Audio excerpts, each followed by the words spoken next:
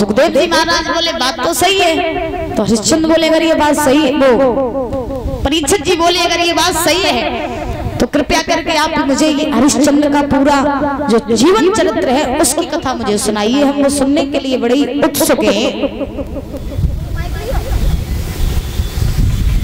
हम हरिश्चंद्र का प्रसंग सुनने के लिए बड़े ही उत्सुक हैं, तो कृपया कर आप हमें कथा सुनाइए।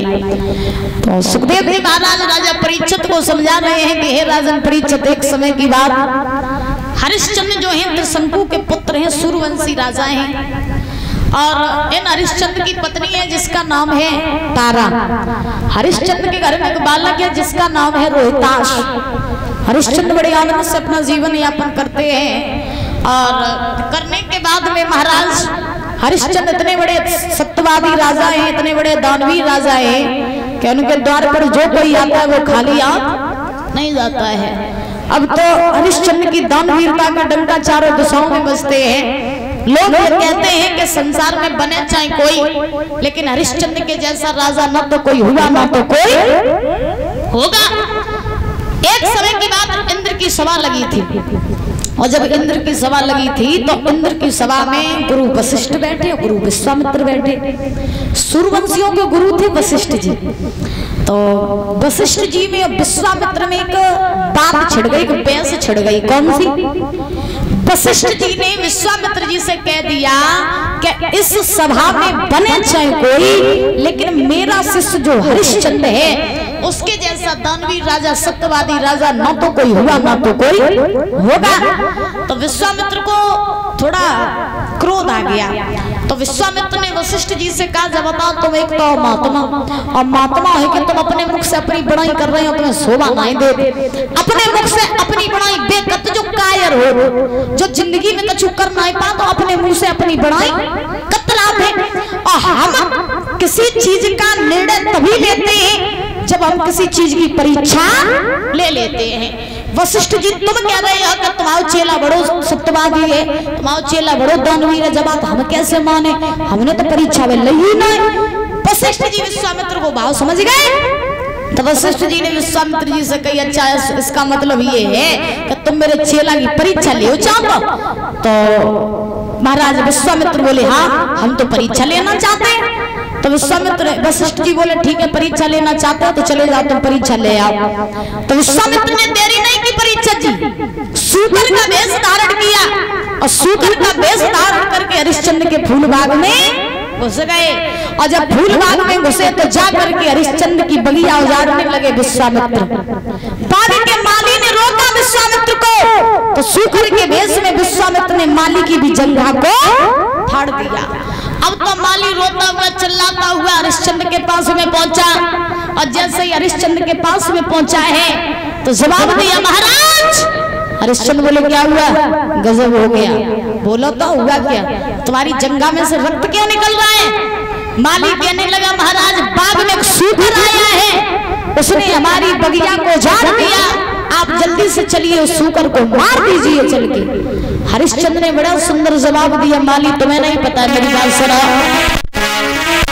अभी संध्या का समय है, और संध्या का समय अगर द्वार पर दुश्मन भी आए तो उसका सम्मान करना चाहिए, अपमान नहीं करना चाहिए। मेरी बात सुनो,